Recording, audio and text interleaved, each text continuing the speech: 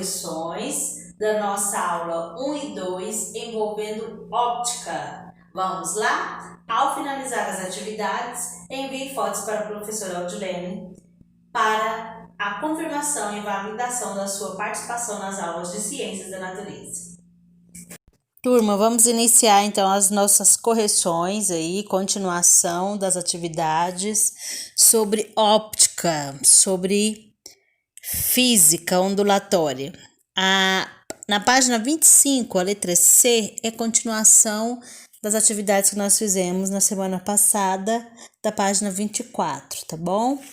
Onde tem que colocar VOF nas afirmativas e as frases que estiverem erradas tem que consertar. Passar para a forma correta. Então, letra C. A sensibilidade para perceber sons é a mesma para qualquer frequência audível? Falso, pois ao observar o limiar inferior, percebemos que para frequências baixas é necessária uma intensidade sonora maior para atingir a região audível, em comparação com as frequências mais altas. Letra D. Quanto mais alto o som, menor será a intensidade sonora para conseguir ouvi-lo? Falso, né? Essa frase. Até 5 Hz, né? De frequência seria. A afirmação seria verdadeira. Depois desse valor de frequência, no entanto, há uma diminuição da sensibilidade auditiva. Na questão 8, nós temos aí, estudando em sua casa, um estudante encontra as seguintes definições quanto às fontes de luz. Fonte de luz primária emite luz própria. Fonte de luz secundária não emite luz própria e só pode ser observada se refletir a luz de uma fonte primária. Essas definições estão corretas? Está perguntando. A primeira está correta, uma vez que fontes primárias realmente são aquelas que emitem luz própria, nós aprendemos isso. A segunda não está totalmente correta, uma vez que a fonte de luz secundária pode ser observada não somente quando reflete a luz de uma fonte primária, mas também de uma fonte secundária. Em noites de lua cheia, por exemplo, é possível observar objeto à luz do luar. A questão 9 diz, uma brincadeira tão antiga quanto interessante é o teatro de sombras. É muito interessante, realmente. Ele consiste em trabalhar com as mãos ou com os objetos, formando sombras, tais como as demonstradas na imagem a seguir. Nesses teatros fica evidente um princípio da óptica geométrica. Que princípio é esse? Cite mais situações em que ele pode ser verificado. Nós temos aí então o princípio da propagação retilínea da luz, que pode ser verificado quando observamos os feixes de lanternas e de laser, os eclipses, o pôr e o nascer do sol, entre várias outras situações no nosso dia a dia. Na página 26 nós temos a questão 10. Na foto a seguir, a pessoa sentada no banco do motorista de um carro parado, ao olhar pelo retrovisor lateral, conseguiu enxergar a imagem da criança que está no banco traseiro. O que a criança consegue observar quando olha para o espelho retrovisor?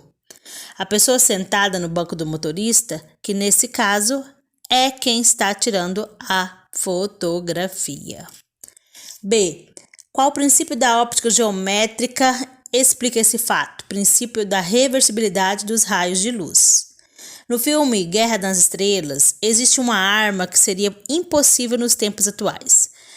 O sabre de luz. 2 sabres funcionam exatamente como espadas, impedindo a progressão do outro ao se tocarem. Explica utilizando os princípios da óptica geométrica por que não é possível criar sabres feitos de luz que tenham as mesmas propriedades dos sabres do filme.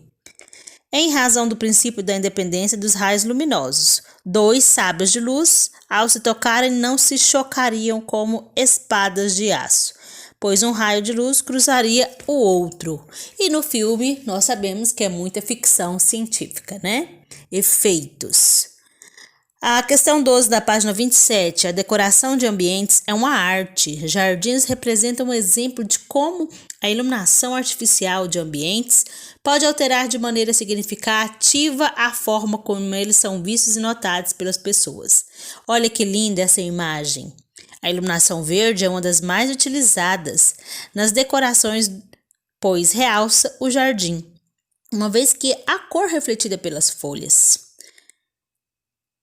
Levando em conta os conhecimentos adquiridos sobre a formação das cores, responda ao que se pede. A utilização de lâmpadas que emitem uma luz monocromática vermelha seria interessante para iluminar um jardim? Leve em conta que essa seria a única fonte de luz para essa área.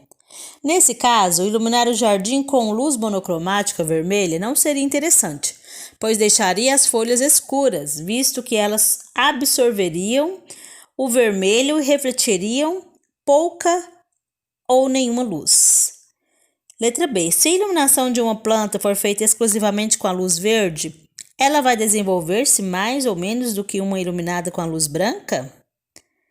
Vai desenvolver-se menos, pois a planta precisa absorver luz para realizar a fotossíntese, processo pelo qual ela gera a energia necessária para a sua sobrevivência.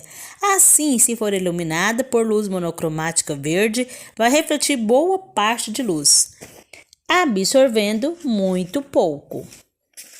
E para finalizarmos, chegamos na página 28, questão 13. Você já observou um prédio durante o dia? Como enxerga o interior de um apartamento quando observa da calçada?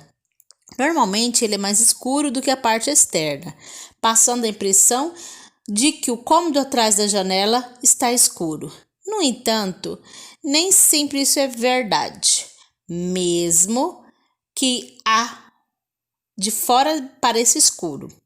Ele está iluminado com a luz do dia. Como esse fenômeno pode ser explicado? Ao incidir dentro de um cômodo, a luz sofre várias reflexões em seu interior. Em cada reflexão, parte dela é absorvida, ou seja, a luz entra no cômodo, mas não sai dele com facilidade. Como para o nosso cérebro, regiões que emitem pouca luz são escuras. Ao observarmos os cômodos por fora, os veremos escuros, embora por dentro possa existir abundância de luz. E a última questão, 14. O olho mágico, as lentes de óculos, as lunetas e os microscópios, entre outros, são instrumentos compostos por lentes esféricas.